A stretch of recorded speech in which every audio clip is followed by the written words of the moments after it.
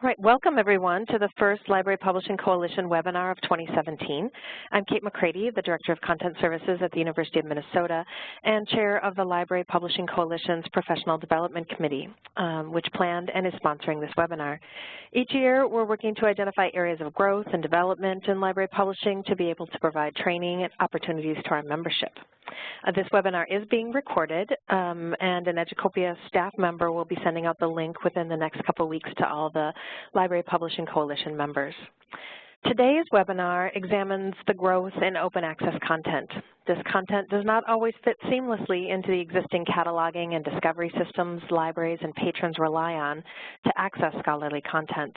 In today's webinar, we'll look at the barriers and opportunities around maximizing discovery and impact of scholarly monographs in the OA era. We have two speakers today, Jeff Hester and Frank Smith, and they're going to introduce themselves. If you have questions during this webinar, please use the chat feature. When Jeff and Frank have concluded their remarks, we'll open it up for questions then as well. And you can either unmute your microphone and ask your question, or you can enter your question through the chat feature, and I'll tee those up. So Jeff and Frank, over to you. Hi, everyone, and thanks for joining us today. Happy New Year. I hope all of your spring terms are off to a good start. And I'm Jeff Hester. I'm Executive Marketing Manager at University of California Press. Among my responsibilities at University of California Press is to help launch various open access programs that we've launched over the last year and a half, 2 years. That includes not only Luminos, which is our open access program for scholarly monographs in the humanities and sciences, but also we have two open access journals, Collaborative Psychology, and as of January 1st, Elementa, the Science of the Anthropocene. And we look forward to talking about discovery of open access monographs with you today.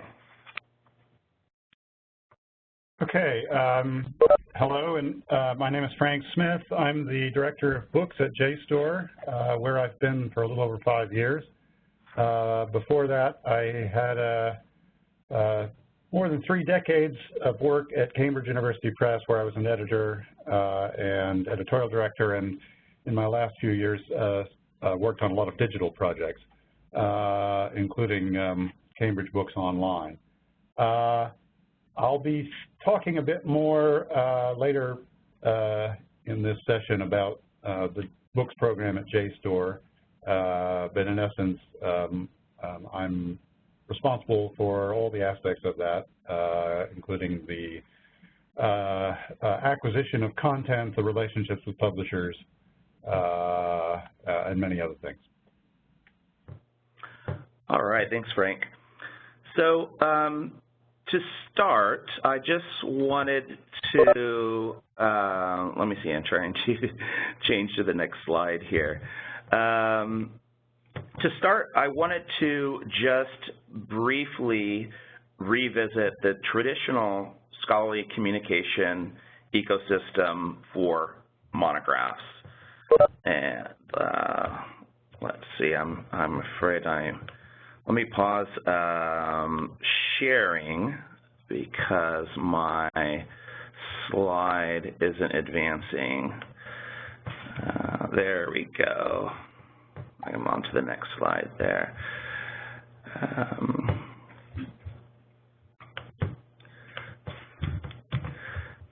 Okay. Apologies, it's no longer sharing. 1 second here. I want you to be able to see what I am sharing. There we go. There we go. Sorry about that. Technology. So again, briefly visit the traditional scholarly communication ecosystem for monographs. And I wanted to start with a little anecdote for you. Last year, our director, Allison Muddett, contacted some colleagues regarding setting up a roundtable at the AAUP conference on discovery for open access monographs. And she immediately got an overwhelming response, everyone saying, oh yes, absolutely, that sounds great, please tell us how to do it. If only it were as easy as just telling people how to do it. And over the last year and a half, 2 years, what we've learned in brief is that the traditional systems that were built around sort of creating books for print, which are then sold and then cataloged by libraries, are ill-suited to traditional sort of discovery for ebooks in an open access environment. So along the way over the last year and a half, 2 years, we've learned a lot about how, whether it's publishing systems, library systems, third-party vendors, discovery systems, are just ill-suited for the process. Now, the HSS Monographs role in scholarly communication there's been a nice ecosystem that has been built up around scholarly monographs, and libraries, scholars, and university presses have all played a part. Now, the monograph in particular has a important role in scholarly communications in the humanities and social sciences because long-form argument is the primary vehicle for sort of sharing research and understanding subject matter in humanities and social sciences. And academic libraries, researchers, presses have all played a very important role in this ecosystem. Scholars publish these monographs to share their research. Oftentimes they need to publish in order to achieve tenure and promotion. University presses have a unique mission fit for this work. And let's face it, these scholarly monographs, especially in the humanities and social sciences, if they were left to commercial publishers, they just wouldn't be published. So university presses have a unique role in helping this research see the light of day. And then last and certainly not least, libraries have an important role here because they are the primary or have been the primary consumers of scholarly monographs.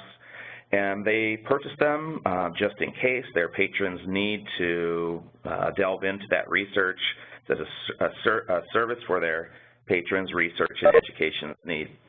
So this sort of three-legged stool worked very well for many years, but in recent years it has become much more challenged.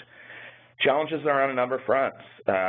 Changing library acquisition habits, a move from sort of just-in-case acquisition to just-in-time acquisition and patron-driven acquisition, and also challenged library budgets, just having less money to devote towards monograph purchase or to acquisitions or to acquiring new materials means that libraries are just purchasing fewer monographs than they used to. As a practical matter, it used to be that UC Press might publish a monograph in, say, anthropology, and we might sell 1,200 copies of that, which gave us enough revenue to continue on that mission. These days, maybe a monograph will sell 300 copies into libraries. So because each monograph published means less and less revenue for university presses, combined with higher publishing costs, particularly since now we have to publish both for print and electronically, costs are rising. Ultimately, it means publishers have to be more choosy in what monographs they publish, not just around the quality of the scholarship, but also market factors intrude on publishing decisions. And of course, what we don't want is a great research to go unpublished because publishers are worried that not enough scholars are interested in that little branch of research. And lastly, because these market considerations are coming to bear on publishing decisions for presses, that means potential authors of scholarly monographs might find fewer opportunities to publish their work, fewer opportunities for tenure and promotion, fewer opportunities for broad dissemination and impact of their research, and of course, for the end user patrons, there's just potentially less research for them to consume. So basically, what was a scholarly communications ecosystem in the humanities and social sciences is under increasing pressure. Different organizations, groups, people, publishers are trying to come up with solutions to those challenging situations in the monograph publishing ecosystem. And UC Press has come up with a solution. our solution is Luminos. Now, the aim of today's webinar is not to talk a lot about, the history of monograph publishing or Luminos in particular, but I just wanted to briefly touch on sort of what our solution to this crisis in scholarly communication is, and sort of how it fits into the broader arena of other people, organizations, presses trying to come up with their own solutions. So, again, the root cause of this crisis in the monograph ecosystem is costs are rising, revenues decreasing, not enough money to publish good research. And open access is an important solution to that crisis. With open access, I mentioned before that it used to be that a monograph might be in 1,200 libraries worldwide. Now it's in 300 libraries, increasingly concentrated in the U.S. and the West. When scholarship is locked into such a small number of places, it really does a disservice to readers, to your patrons, to people who want to learn about fields in the humanities and social sciences that they're interested in. So obviously, open access reduces barriers to accessing content. Authors love it, because it demonstrably increases the dissemination and the impact of their work.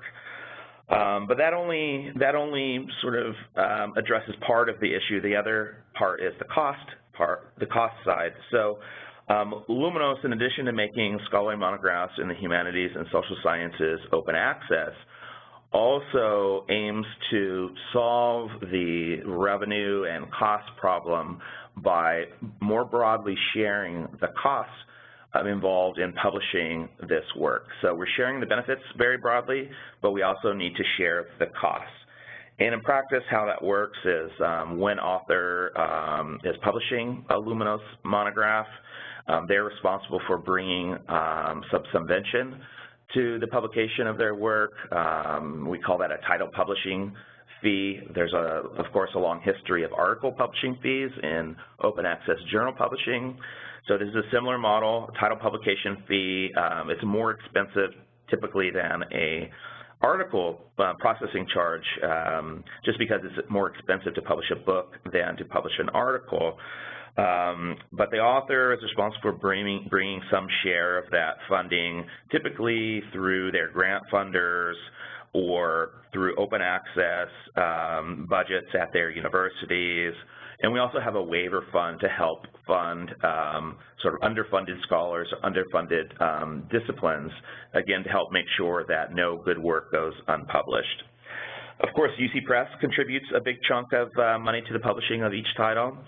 And then lastly, I think what is a somewhat unique part of the Luminos model is we ask libraries who support the principles of open access to join us as optional members, contributing money as Luminos member libraries, basically to help sustain the program on an ongoing basis. So again, the costs and benefits are shared across all stakeholders, publishers, authors, and libraries. And to date, and we're about halfway through year 2 of Luminos, we have 23 monographs published. We have 18 member libraries, including our most recent Queensland University of Technology as our first international library, which we're really excited about. In our year 2, which recently started, our goal is to publish 25 new monographs. And members join at whatever sort of level they see fit. It doesn't correspond to enrollments or Carnegie classification or anything like that. But they choose on a scale of $1,000 to $20,000 per year to join as Luminos member libraries and help sustain the program. And lastly, as we wrap up sort of traditional monographs and UC Press's response to the traditional monograph system, I just wanted to give a shout out to the several Luminos member libraries who are also library publishing coalition members, California Digital Library, Florida State University, and University of North Texas. So thanks to them, and a shout out to our shared members. Okay, discovery. Again, it is, there's complications. Again, historically, what has triggered inclusion of monographs into library OPACs, into local discovery systems, is the purchase. With open access, there's no purchase. And so when that link in the chain broke, it has complicated a lot of the sort of traditional ways that content would get into local discovery systems. And because that chain has been broken, because there's no purchase, libraries need to take other more active measures if they want to include OA titles in their collections, which we, of course, hope they do. So that means manual cataloging processes. And I just want to mention, Frank is going to talk in just a few minutes about some of the things that Books at JSTOR has done to include OA monographs in the collection that libraries are already subscribing to, already cataloging, and they have a really nice sort of how-to for libraries to opt open access titles that are part of Books at JSTOR into their collections. He'll talk a little bit about that. But basically, because OA monographs exist outside of these purchase-driven workflows, there are more manual or semi-manual active measures that librarians need to take in order to incorporate OA monographs into their local collections. And as we all know, librarians have a lot of work to do already. There's aspects of the processes that are outsourced. They don't have a lot of time or staff to be chasing around, little discrete chunks of OA content in order to catalog it in their collections. So that's a challenge, and there's manual work that librarians would need to do to include OA titles in their local collections. Some other challenges that exist for libraries is, even in order to take these active measures, they don't want to just open the floodgates and let any OA titles into their local collections. There need to be assurances that the content that they're including in the collections is of sufficient quality. It's been peer-reviewed. They don't want to mislead patrons into thinking that, oh, if I found this in my library's collection, that means it's vouched for. So librarians need quality assurances. Also, it's tough to ask if 50 publishers are publishing open access monographs. It's tough to ask librarians to go and chase around these 50 different collections of content. It's just too much work for them to do. So there's a number of challenges, and I think these challenges are the things that all of the stakeholders, including libraries, will need to work through together in order to introduce new workflows that better fit the nature and the cataloging of open access content. But in the meantime, all is not lost. We have been able to learn some things. We have been able to take some steps. One of the responses to the challenges, again, make it easier for libraries to opt into open access collections into their discovery systems.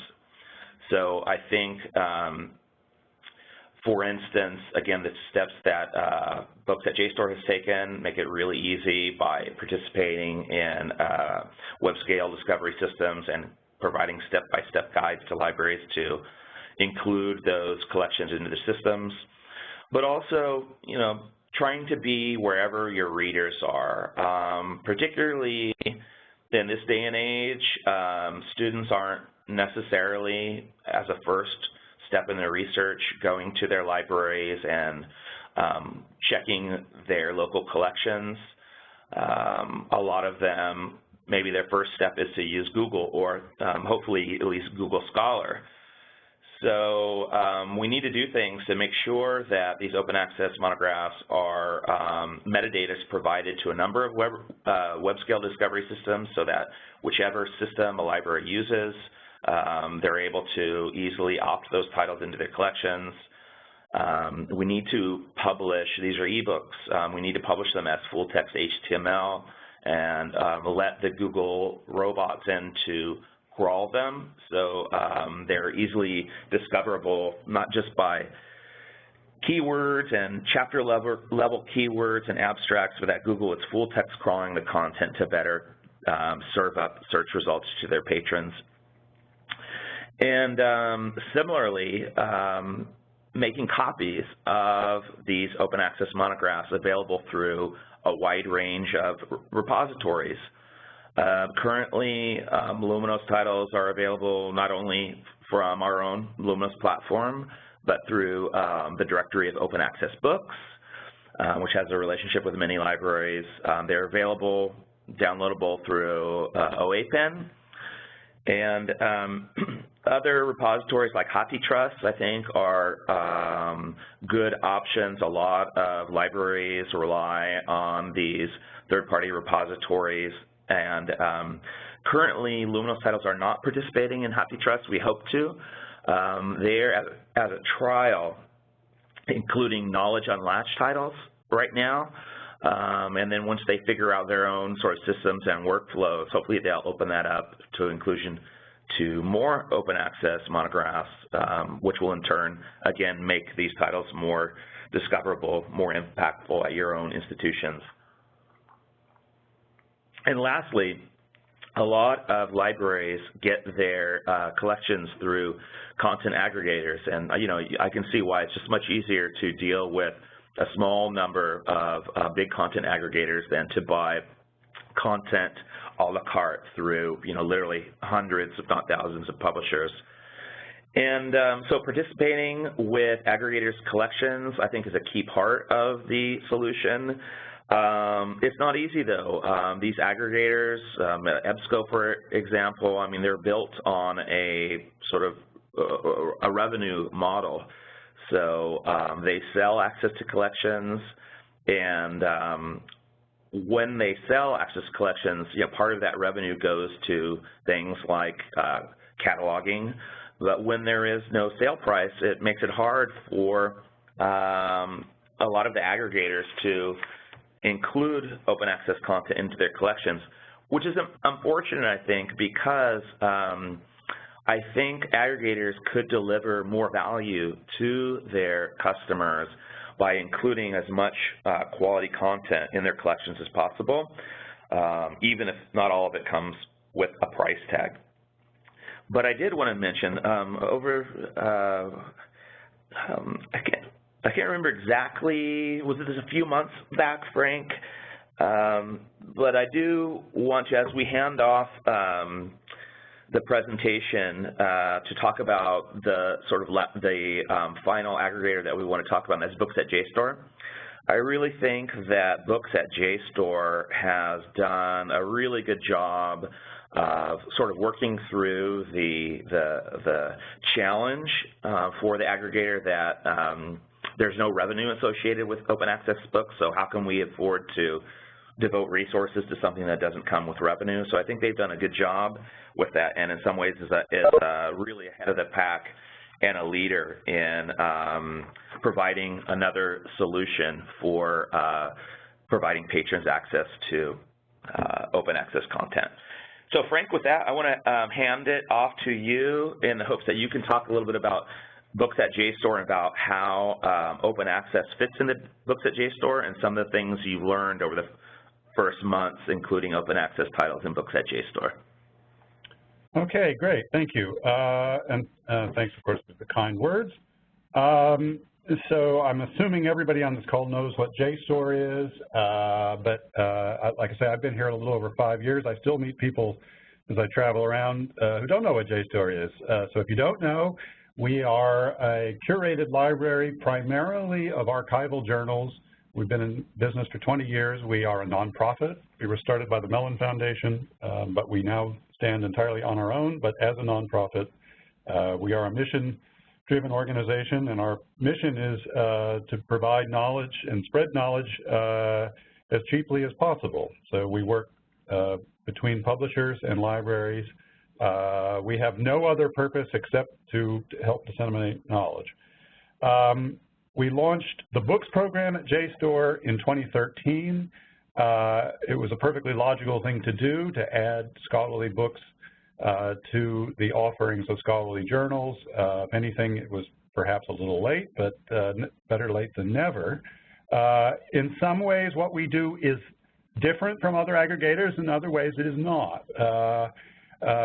We do sell licenses primarily to libraries. They're perpetual sale licenses to books.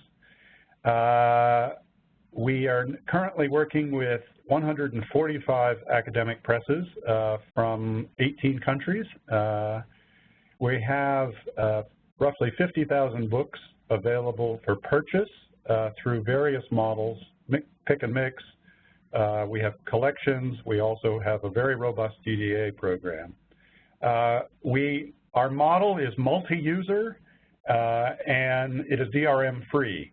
If a library purchases a book from JSTOR, their patrons get access to that book in the same way, more or less, as they get access to journals in our archive collections.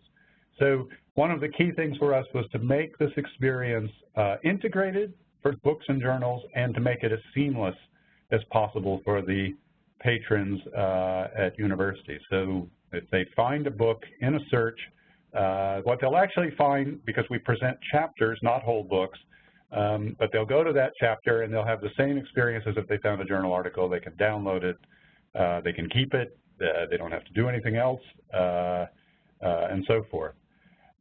We are now working with roughly 1,000 libraries, so we've had tremendous growth here in particularly the last 2 years. We expect that to continue. So coming on to OA books, we try to be conscious of the activities going on in scholarly publishing, and obviously OA for monographs is a new and, let's say, promising experiment. And it made perfect sense for us, particularly since some of our partner presses were starting to offer OA books. It made sense for us to find a way to offer them on JSTOR. So we launched in October with books from, of course, the University of California Press and the Luminos program, the University of Michigan Press, UCL Press in the UK, which is a new press which is entirely open access, and Cornell University Press. We launched with roughly 70 books. We're about to launch a new batch of books, which will be from the second offering from Knowledge Unlatched. So we're going to have a relationship with Knowledge Unlatched, not for all books, but at least in the first instance for, as I say, a selection of books from their second batch. And there are two purposes. Purpose one is to have those books on JSTOR and available for patrons, but the second purpose is we're going to be sharing data with Knowledge Unlatched. We're going to be looking at the use of the books on the OAPN platform and on the JSTOR platform and other places, and in essence, trying to learn together as two different organizations what's going on here and what can we do to make it better. We do, I want to note, we do charge a small fee, $150 per book to be loaded onto JSTOR. That fee is both important because it covers real costs that we have, that is costs that we have to pay to external vendors to load a book. And it's also important, we think, symbolically. There has to be some cost associated with this. Nothing is free. And for the most part, the reception we've had from most presses is that seems fair and acceptable. Some have told me, no, it's still too much. And that gets at the heart of the challenges of OA. Again, nothing is free. And even in charging the small fee that we're charging, we are effectively subsidizing the presence of the OA books on JSTOR, which we're happy to do because, again, our mission is to offer scholarship. But we do have to recognize and remember that we have real costs, and that's part of, if we want to use Jeff's earlier metaphor of an ecosystem, well, that's a big part of that ecosystem. A few things to say. First of all the OA books on JSTOR are completely open, which is to say anybody, anywhere, whether they're affiliated with the university or not, can find these books through the web and access them. They can download the chapters, so they're completely open and free. In that sense, we are offering them straight, shall we say. We are following the JSTOR tradition of curation. We're not just going to offer any OA books. In the first instance, we're offering books from publishers either that we were working with or the new press, UCL Press, all presses that practice peer review and have scholarly standards that are conform to what JSTOR has done from the beginning, which is to offer curated content and therefore offer a research platform that students and faculty and researchers can feel certain is offering them quality scholarship. I have to say I was surprised because after we launched the program, I was approached by several presses who had asked us to take their OA books. I didn't know such presses existed, but they were essentially vanity OA presses. In foreign countries, we said, no, thank you. We're not offering those books because there was no assurance that they had the kind of quality that we associate with offering on JSTOR. We're offering, so we offer Marc Records for all books on JSTOR through OCLC, and that holds for the OA books. As Jeff mentioned, on our About JSTOR site, we have very detailed instructions about how a library can set up the feed from OCLC to get the Marc Records. They're free. So you just have to set it up in your relationship with OCLC, and they will come. We did this not realizing, but we've since learned it, that the workflow issue, which Jeff talked about at length, is one of the big issues for libraries in confronting OA books. So it seems that inadvertently, because it wasn't part of our plan, we are offering something that's valuable there by having this workflow for the Marc Records. We're keen to hear from anybody about that. If it's not ideal or if there are ways it can be better, if there's other ways we can do it, then we want to know that. Which brings me to a last point, sort of to reiterate something I said before. We view this as a grand experiment. Nobody knows the degree to which OA publishing will become, how big it will be for monographs in the humanities and social sciences. Nobody quite knows where it's going. But we do know now that it's significant, that there's a growing community that sees it as valuable. And we see JSTOR as having potentially a useful role to play, particularly because we are a discovery platform. We're a place where many faculty and students start their research. And so if we're offering high-quality OA books, then that is going to be potentially valuable for the authors, for the publishers, and for those readers, because there's a good chance that they might find the books, as opposed to simply having them available on one or two other websites. We know from our own data that roughly a third of all the searches on JSTOR start on JSTOR, which is to say, if I'm a student, time to write a paper, I may just open JSTOR in my browser and run a search. So offering these OA books, again, we hope makes the experience more valuable for them, and that's where I will stop and go back to you, Jeff. Thanks, Frank. Yeah, and I could just say, as a publisher who's participating with our OA monographs on books at JSTOR, of course, we are privy to usage data from places like Directory of Open Access Books, on our own platform, and on JSTOR, and it really has been eye-opening how much of that usage is coming from books at JSTOR, and I think that probably does speak to the fact of their scale and the fact that people do come there oftentimes as a first step in their research process. And I also just wanted to make clear, Frank talked about the $150 fee. I just want to make it clear for everyone, that's a fee to the publishers, not a fee to any libraries or end users there. Yes, absolutely. And I also want to note that that's a one-time fee. So when someone gives us that money and we put the book on JSTOR, the intention is the book will be on JSTOR forever. And I should have mentioned, we are also preserving all OA books in Portico, our sister preservation service. And so that's also part of the package. Great.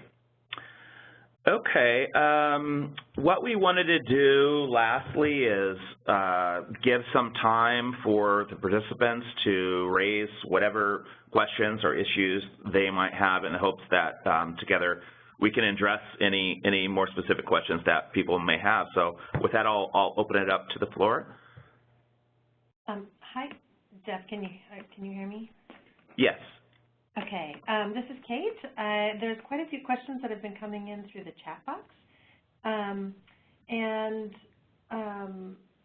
Terry, I don't know if you wanted to jump in, but Terry had pointed out, Terry Fischel from McAllister had pointed out a book that is cataloged in WorldCat, and it doesn't give an indication that it's openly accessible, and she wondered, why can't we fix that? Terry, did you have anything you wanted to add about that question?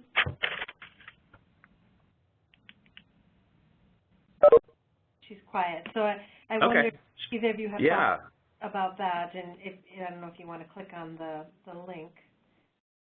Yeah, I think, again, I mentioned early that you don't realize going into publishing open access books how much our systems, whether they're, WorldCat or publisher systems, library systems, vendor systems, how much they are reliant upon sort of trafficking in objects that were designed to be print and sold. There was a similar issue with Yankee Book Peddler, which many libraries rely on. We made the decision, so at the end of the day, open access is a format. And we made the decision that people should be able to decide what format they prefer. We've heard from some libraries that know that these books are open access, but they still choose to purchase print because that's how some of their patrons want to consume this research. So the main product, Voluminous, is the free online open access monograph. But because some people want to have print, tenure committees might want to have print, awards committees might want to have print, author still might want to have that object on their shelf. We made an inexpensive paperback print-on-demand version of these monographs available. And because we did that, there are ramifications. Some systems just deliver a small amount of information about the book, and they don't easily communicate that this book is open access first and foremost. So there's some things that we've tried to do to minimize that potential issue. For instance, there's no ebook available for sale. So if you have libraries that are purchasing ebook collections from Yankee Book Peddler, they can't accidentally buy the ebook version of Voluminous Title because a for sale ebook version doesn't exist. Also, on the print copy, on the back cover copy that says very prominently a free online version of this is available at luminousoa.org. That's part of the metadata for the book. So, for instance, when organizations like Amazon pick up our metadata feeds and you go and read a product description for a title on Amazon, it will say right in the first paragraph, this book is available in a free open access edition. Now, what they do is they strip out the link so you can't just click on it, but it will say this book is available as a free online open access ebook at luminousoa.org. So that, again, that doesn't mean that the systems are perfect. I think there's a lot of work that the presses have to do, that organizations like WorldCat have to do, that everyone up and down the chain has to do to sort of better integrate open access into their systems, and especially as a primary format. We try to do that best we can, but it is, admittedly an imperfect science right now. All right, thanks. The next question was from Charles Watkinson, and he asked, Frank, why not all KU round 2 books on JSTOR? Why just a selection? Because KU said that they didn't wish to pay our fee. So we're waiving the fee for a selection, but, it's back to that issue I raised before. We have real costs, so we have to harbor our resources and how much we're going to do that's good for the good of the community and how much we can afford. All right, and then he also asked you, he said, this may be getting too deeply techy, but where in the Marc Records that you transmit to OCLC do you indicate that there is an OA version? My understanding is that there is no relevant field in Marc beyond the one that indicates licensing terms, but I'm not a cataloger. I think that's not true, but I'm not a cataloger either. But my dim memory is that when we looked into this, there is a field for OA. But now that it's been raised, I will double check. Great, thank you. Then Charles had a question for Jeff as well. He said, how do you control for the fact that JSTOR usage stats are chapter by chapter, while OpenStax are book by book? Isn't this comparing apples to oranges, and may that account for the larger usage you appear to be seeing from JSTOR? Charles, that is a great question, and that is absolutely the same question that I have raised internally as we look at usage statistics. But the important thing here is the usage statistics aren't meant for libraries to judge sort of the value of their acquisitions to their users. They're meant for publishers to understand sort of where and how end users are using this content. And yeah, you can't just do an apples-to-apples comparison between chapter-level usage and book-level usage. But even accounting for that difference, you can easily see in comparing usage that a big chunk of usage is coming from books at JSTOR rather than from our own platform, which in some ways is unfortunate. I wish everyone made our own platform their first stop for HSS monographs, but the data tell us otherwise, even when you control for the fact that books at JSTOR counts usage at the chapter level, which I think is a great, rather than other aggregators or platforms continuing to count full book usage, I think there's a lot of value to the chapter by chapter downloads and usage. So I think everyone probably should move more in the direction of chapter by chapter. And in fact, that's been something that's been on UC Press's own Luminos roadmap. We haven't been able to roll it out yet, but we hope soon we will have chapter by chapter downloads on Luminos platform, and that will give us a direct apples to apples comparison. Another, circling back a little bit, Charles Watkinson posted, Jeff, I'm not sure that OCLC can be compared to YBP or COUTS, for example. The business model is different, and there should be no problem for OCLC to expose the availability of an OA version. Do you think library customers should be pushing OCLC for this functionality?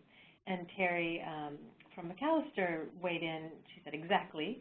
And I don't know if you have thoughts about that or ideas for the Library Publishing Coalition membership to help advance that?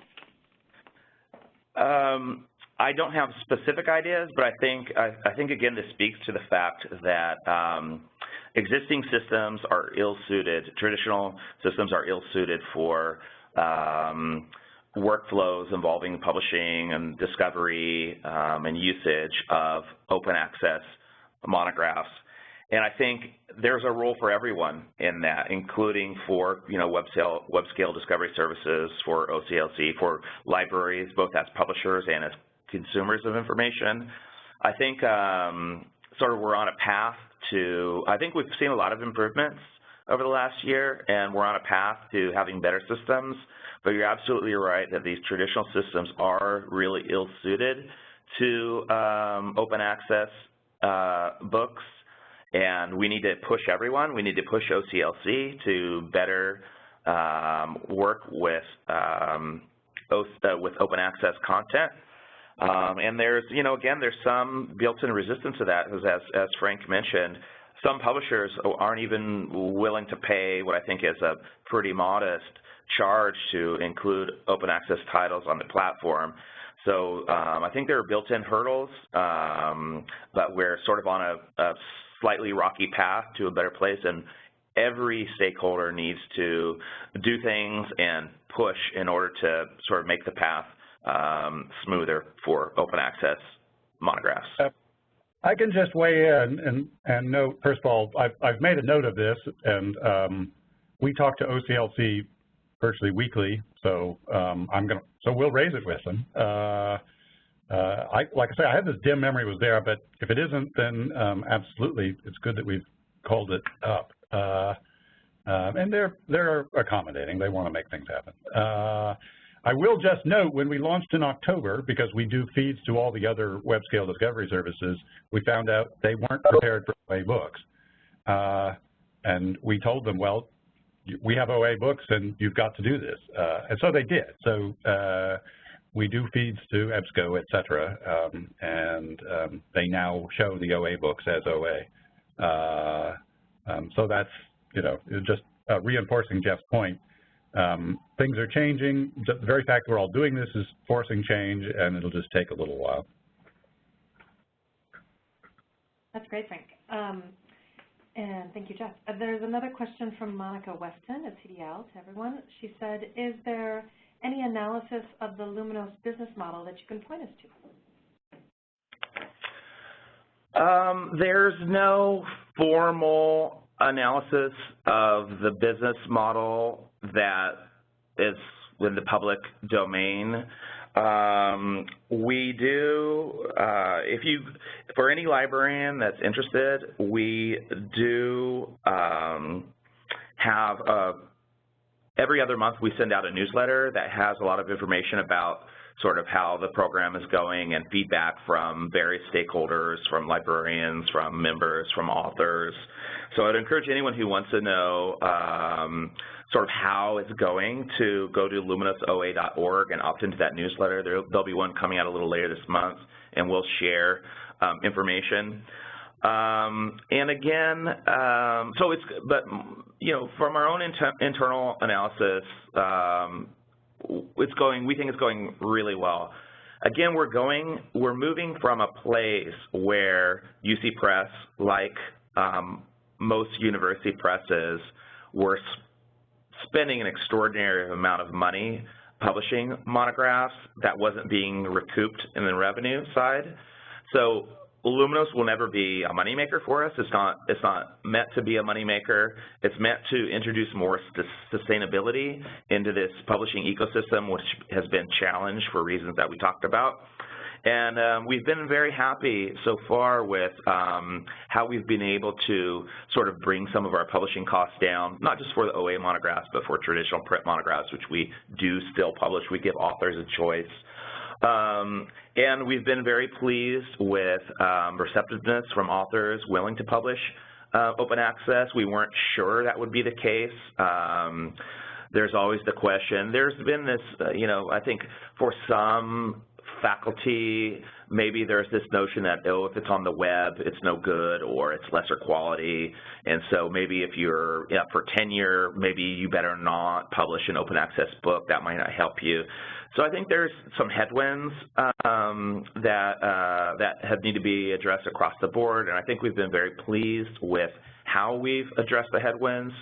One of the most exciting things for us is when we launched Luminos, a year and a half or so ago, we got a lot of positive feedback from the library community, which we expected, but we were surprised to get also a ton of positive receptiveness from other university presses and presses asking, can we maybe put our open access monographs on Luminos, something that is in theory interesting to us and that we want to be able to do, but we haven't figured out exactly how to do that yet. And then I guess lastly, somewhat anecdotally, of course, as part of the UC system, we have a board, we have finance committee. In order to launch Luminos, we had to go to our venture fund and request the funds to launch it, and then periodically we have to go back and report on how it's doing. And at our recent sort of meeting at the finance committee, which I think was October, November, the response from the finance committee and our director, Allison Muddett, told me, oh my gosh, I've never had such a long period of time with people asking about a program and so excited about it. And the finance committee asked us, how can we give you more money to scale this up and make it, more successful than it is? So, that isn't sort of like a public audit, but just, internally, I think that there's always challenges, but so far we've been very pleased with the program. We feel good about a growth, and we're currently looking into ways, at the request of our finance committee, of how we can really ramp up and scale up Luminos. So from our internal perspective, it's not meant to be a revenue generator for us, but we feel it's doing really well at what it's supposed to do, and we're looking at ways to sort of ramp that up and grow it.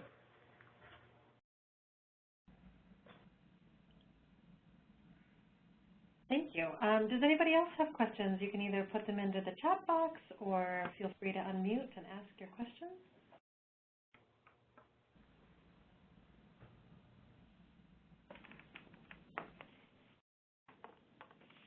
All right, looks like a last call for questions. Okay, well, thank you so much, Jeff and Frank, for taking the time to speak with us today and provide us with this very helpful information. The Library Publishing Coalition Professional Development Committee is working on more webinars for the spring, so look for announcements about those. And we're also going to revive the 2015 survey to get more ideas about what the membership is looking for in professional development activities. So thanks again, Jeff and Frank, and hope everyone has a good rest of your day. Thanks. Bye-bye. Thank you.